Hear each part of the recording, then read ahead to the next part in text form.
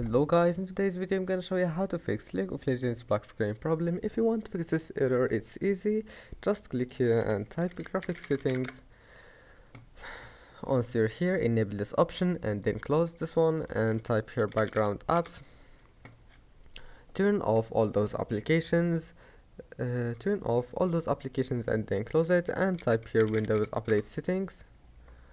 And then click check for updates and install all the updates that you can find here. Now close it and type here startup apps, and now turn off all the applications that you don't want it to start when you start your PC, like Spotify and stuffs like that. And then close this one and now click here and type game mode settings, enable this one, go to captures, turn off those two options, go to Xbox Game Bar, turn it off, now close it. After that, type here view advanced system settings, go to settings here and then click adjust for best performance, and you can enable those three options if you want, and then click apply and OK.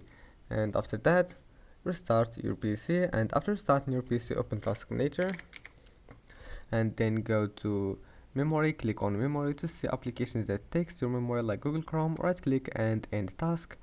And that's it. Now your problem must be fixed. Just try again and don't forget to like and subscribe, and see you in the next video.